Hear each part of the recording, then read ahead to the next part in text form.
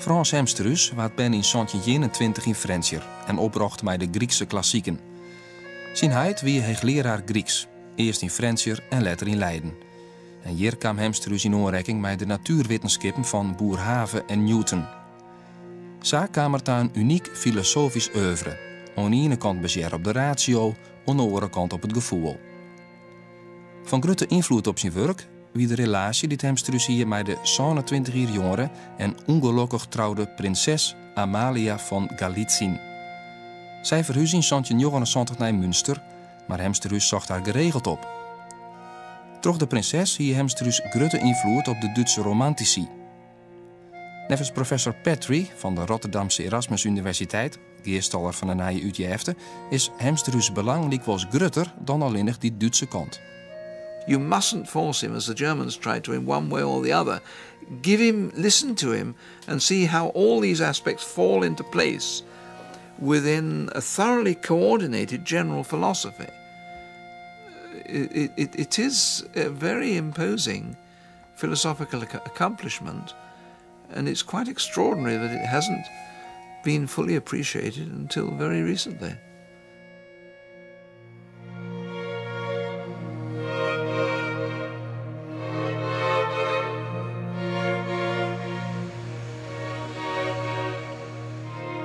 Dr. Claudia Melica van het Instituut voor Filosofie in Napels nam de Italiaanse versie van de nieuwe Hemsterhuis Utjefte voor haar rekken. Ze verdiept haar benamen en in werk niet Hemsterhuis over de astronomie en optica screur en in de briefwisseling tussen Hemsterhuis en de prinses doet die in Münster wennen. We are now in the cathedral in Münster, and here where we are in the courtyard is buried Franz von Fürstenberg. He was buried precisely in 1812. He was the dean of the cathedral. But what is more, he was the founder of the University of Münster too in 1773, and he organized a new school system here in Germany that interested Galitzin very much. And she came here in Münster because she wanted to study how Fürstenberg organized the school system in order to educate their children in a better way. It was a comprehensive form of education, the point being, of course, that the church could effectively take a responsible attitude to education in the modern world. That was the idea. And of course that was an idea which was countering the idea of the enlightened French circles who thought that really education was a matter of getting away from the church. So it was a reaction against that.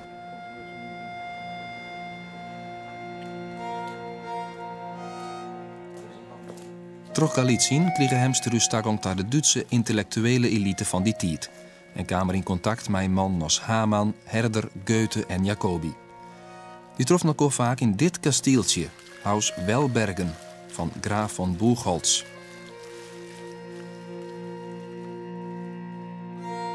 Het grote strijdpunt wie het werk van Spinoza. En Hemsterhuis speelde een wichtige rol. Hij schreef die tijd zijn brief voor het atheïsme. Een onderwerp dat hij en de prinses grote meningsverschillen oorhienen.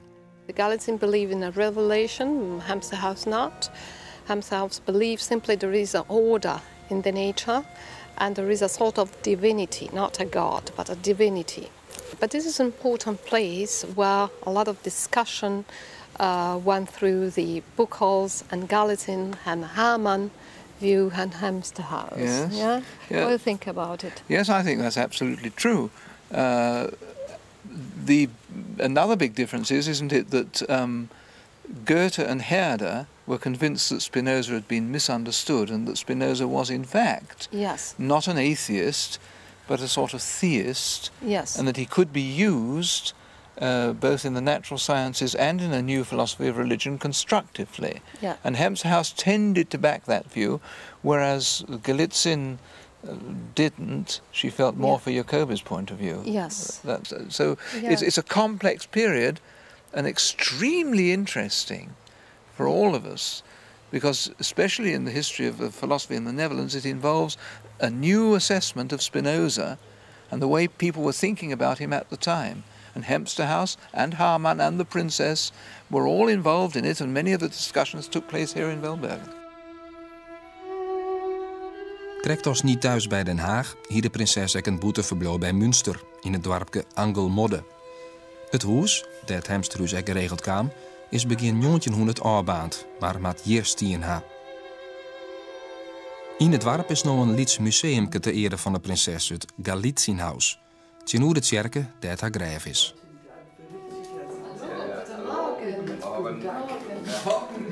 Ja, morgen gerne het museum bezoeken. Herzlich willkommen. Herzlich willkommen. Ja, wir freuen uns auch sehr, so ein schönes Museum zu sehen. Ja. Und können wir dann jetzt umgucken? Ja. Yes. Ja, ja. Okay.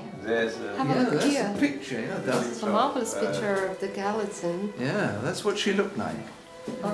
When she moved from Münster to Angelmodde. Yes, yes. I mean, is that the face of somebody one would want to fall in love with? Oh, I think so. I think she was a very well-educated woman. When she became a mother, she wanted to educate that child in a very personal way. And this is the way that I like it, because she doesn't choose. So when she was here in Angelmodde, a teacher, but she did herself the teaching to the children. So, for example, early in the morning to swim here in the water together, she teach them how to swim, and especially she teach the daughter how to swim. At the time, a woman couldn't be independent and do sport and especially have a bright knowledge, but she also teach to the daughter so mathematics, physics and how to swim. And she used to swim here during the winter too, in November too. And it's also very well known that the Galitzin, after she was very ill in 1786, she decided to swim here 3 times a day. So she was really, a great personality. She was able to have all around her a lot of intellectual people, not simply Hempster House, but also Fürstenberg, Sprichmann, Overberg, and many, many other people that visit her here in Angelmodde.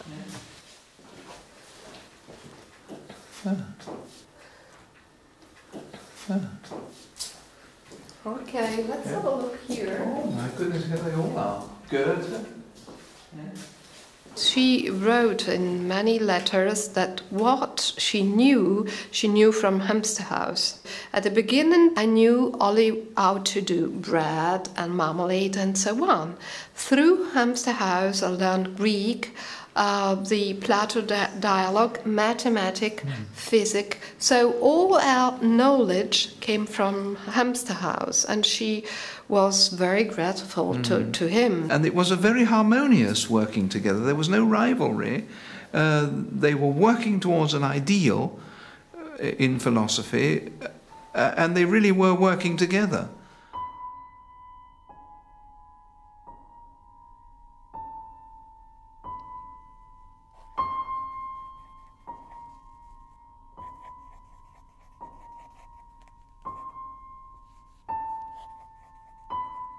Hemsterhuis en de prinses Kreunelkoor 2 keer weeks. De meeste brieven binnen bewaren bleun en lezen nu in de Universiteitsbibliotheek van Münster. Nu al gedachten is een grutpad amper lezen, litsteen in greven bestuderen.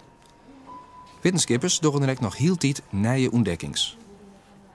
Few people knew that inside the letter there are kept also treatises of Hempster House until yet still unpublished. The most important one are the astronomical treatises, especially written between 1784 and that we publish now in our edition, and they are probably written like a sort of treatise with introduction, demonstration and so on. So if we look through the letter, we found also unpublished work that are not in any catalogue, in any classification that we found in our days. De brieven bevatten net alleen een schat aan informatie, maar ook wonderbaarlijke tekeningen. Zoals je bijgelijks oer hiermoorden of oren fantastische onderwerpen, vaak humoristisch beschreven, met verwijzings naar allerhande filosofische thema's.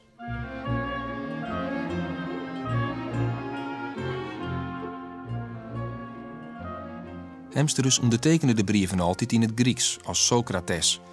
En hij neemde de prinses stevast Matoutsier Diotima. Behind it was a very real idea, the sense that Socrates was the philosophical guide of the princess, and that the other way around, of course, Socrates had learnt his philosophy from Diotima, so that they had learnt from one another, so to speak. The idea was that they had helped one another philosophically, which is in fact the case.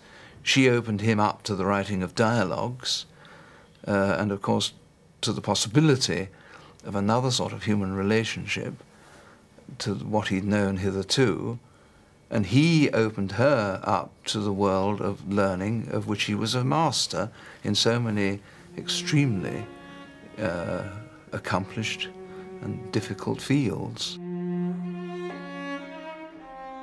Inside the letter, Hemsterhuis and the Galaxy, they create themselves a sort of language. It's not a secret language, a code as we have seen, but it's a sort of language that is developed during the year, and they create proper word to explain a philosophical thesis. I gave you only one example.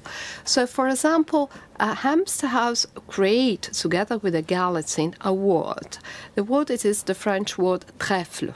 If you look at the dictionary of the time, you'll find a trèfle is a flower with four different corner, and but it's nothing to do what Hemsterhuis want to explain. During this changing of the letter, Hemsterhuis explained together with the Galitzin that trèfle, it is a character model. That is, that each person has got an imagination, intellect, then the voluntary and the reason. This sort of harmony between the faculty, it is the trèfle. And what is more interesting, this sort of word and this sort of important philosophical concept was then used by Goethe when he applied this sort of concept in order to explain how the colors correspond to different character of the people. So the blue correspond to melancholic and so on.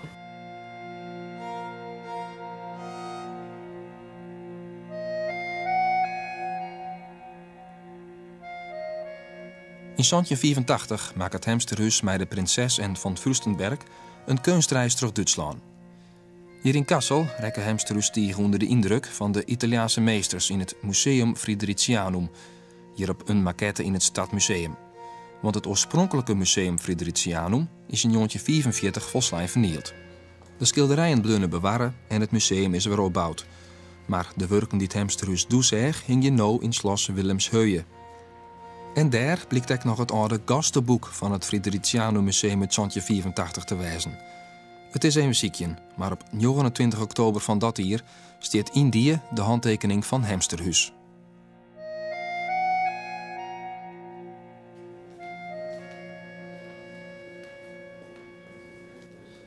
De schilderijen die te zeg sluiten volslijn aan bij wat hij in zijn brief voor de beeldhouwkunst al schreeuwt. Namelijk dat goede kunst losse onderdelen aan natuurlijke eenheid maakt. Liek als bij dit werk van Tiziano.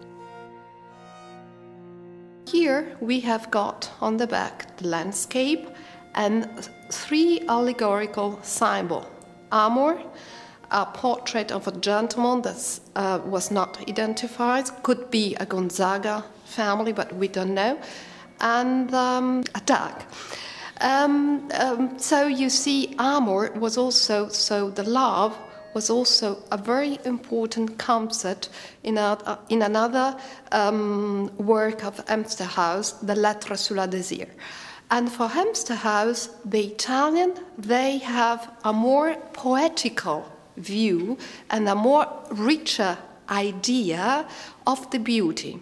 What does it mean for Hemster House? That in order to understand the beauty, your soul have to have a maximum idea in a shorter time as possible. And that was the case with the Italian one, and that was the case with Tiziano, because you see 3 elements and also the background with the landscape. And Tiziano was also very well known at the time. There was a classification of Italian painter for the color. You see the marvelous red color, and Hemster House appreciate the color in Tiziano too. Also, if for Hemster House the color in general was not important, more important was the sketches and the outline, the contour. And this is also an important theory, because whenever you have more points connected all together, then you can have a sort of idea in a shorter time, an intellectual intuition of what beauty is. Hemster House saw art as part of a necessary reaction against the sort of philosophy which had dominated the Netherlands in the 17th century.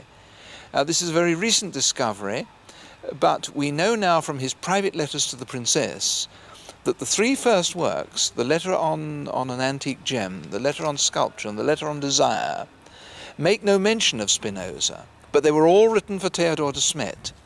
And Theodor de Smet, that rich Amsterdam banker, considered himself to be a Spinozist. And we know that Hemster House concentrated on this analysis of beauty and of desire in order to draw de Smet away from his Spinozism, and with the specific purpose of freeing Dutch philosophy in the Netherlands, from its being bound to the Cartesian and the Spinozistic ideals of the 17th century.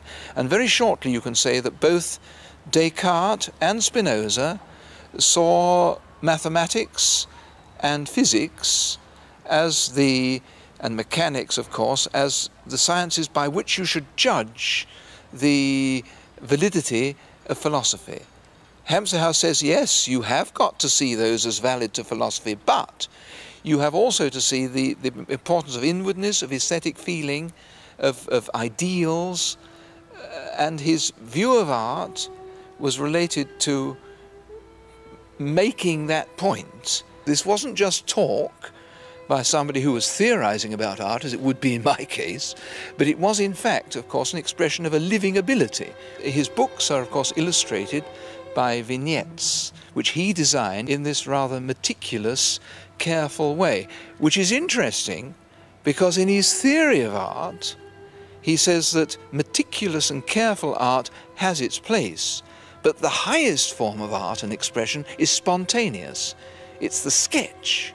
There is, therefore, certainly, above the geometrical method and above the rationality of Hemster House, this yearning or desire for something higher, which is spontaneous and, of course, very romantic. Here we've got the key to the transition to Romanticism.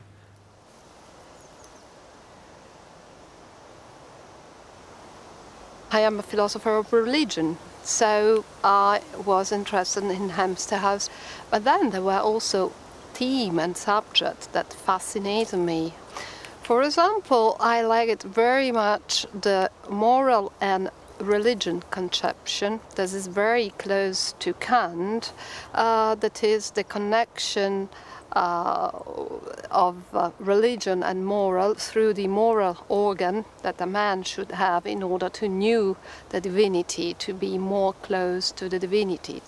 And this also distinguished a man to an animal. It was discussed in Descartes, which was the difference between animal and the man. And for Hemster House, the moral organ distinguished an animal who has got all the sense of view and the touch and so on, but it's got no moral organ. Only the man has got moral organ. And through the moral organ, they communicate and they also are in a society.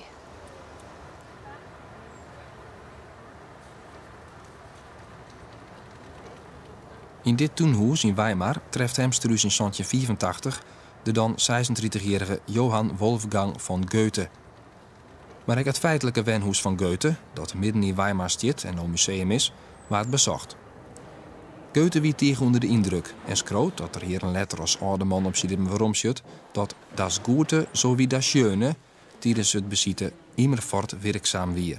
We know that they discussed matters of natural science, and almost certainly they discussed Hemsterhuis's views on aesthetics, and of course especially on the aesthetics of the Greeks and Greek sculpture, a matter which also interested Goethe, and an aspect of Goethe's interest which is very well illustrated by the way in which his house is presented to the public here today in Weimar.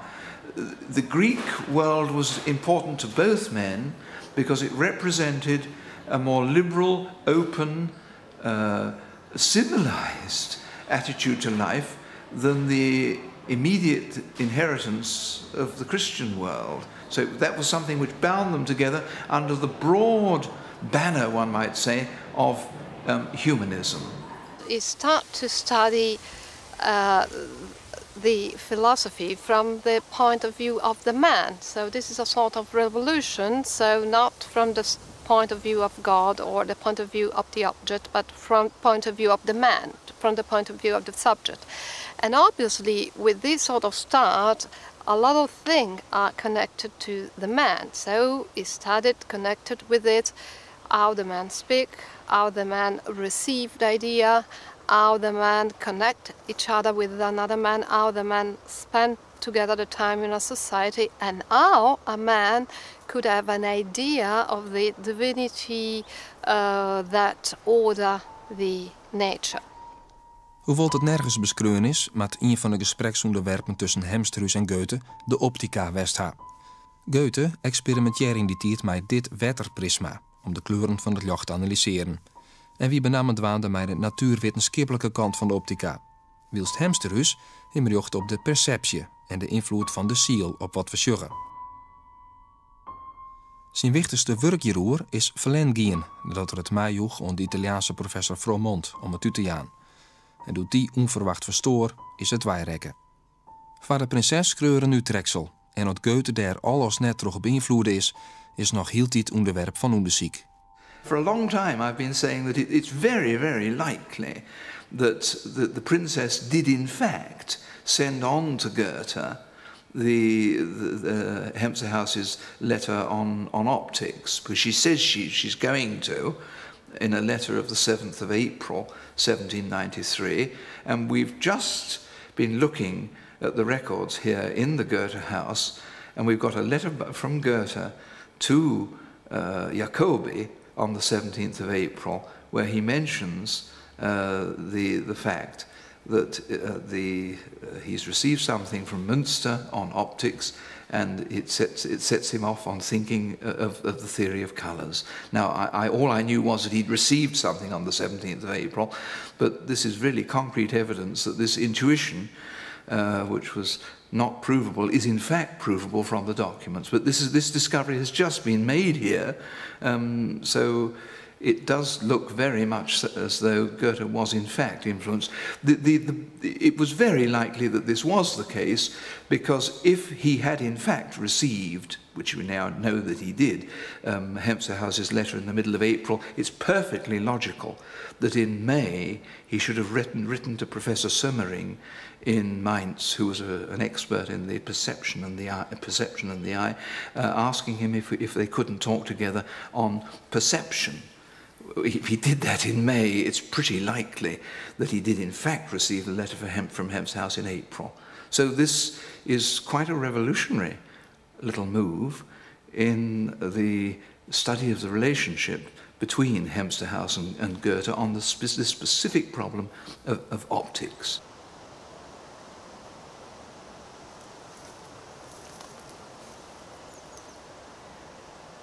Do you think you would have liked him if you'd known him? I don't think so. I like people that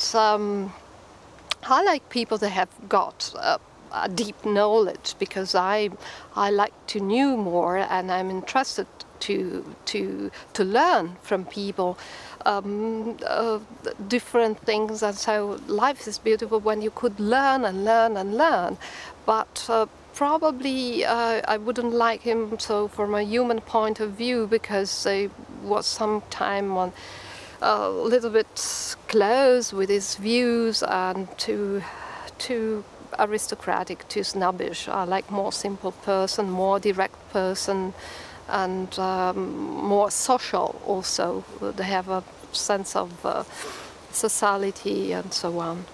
He was perhaps somebody who enjoyed solitude, and that's one of the themes of the later 18th century, strangely enough. There are quite a number of books by Zimmermann, for example, and other people who extolled the virtues of living and thinking alone, and the not communicating but enjoying the rather melancholy pleasures of solitude. And I think our Hempstead House was one of them.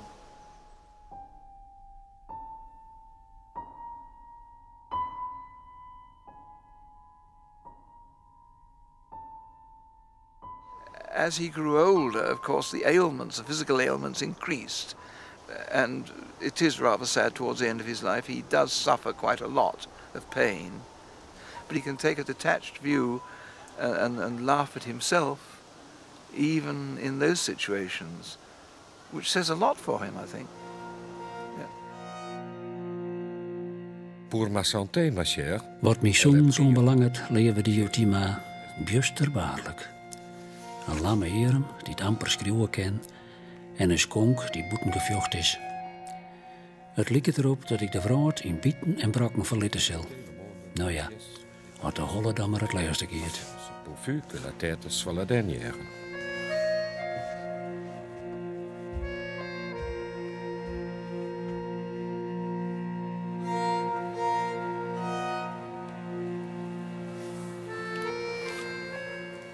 We're in the Peter's Church in Leiden.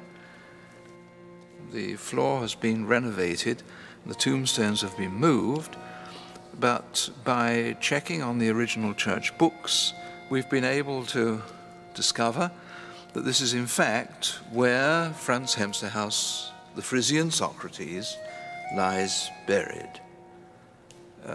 Within the main choir at the eastern end of the church, and it's perhaps rather symbolic that he lies beneath the present pulpit of the church, and that on the pillar under which the tomb is situated, we have some rather beautiful medieval murals, originals, giving expression to a phase of European culture which Hemsterhuis found superstitious, something which had to be superseded, and something perhaps also of symbolic significance, because if he has a message to us, it's certainly not a message from the Middle Ages or any revival of the Middle Ages, as it was for the princess,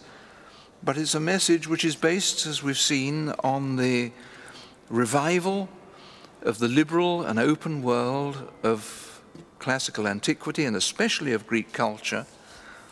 And it's a movement which, for Hemsterhuis, included the findings of modern science, especially those, of course, of Newtonian physics and of the organic sciences as developed by Boerhaave, and the feeling that he had as a philosopher that if only we can combine the insight which modern science gives us into the world of nature with the insight which Greek philosophy gives us into the importance of the individual, of inwardness, of dialogue, and keep those within an all-embracing liberal context, that's the best hope that mankind has for a constructive and humanly valuable future.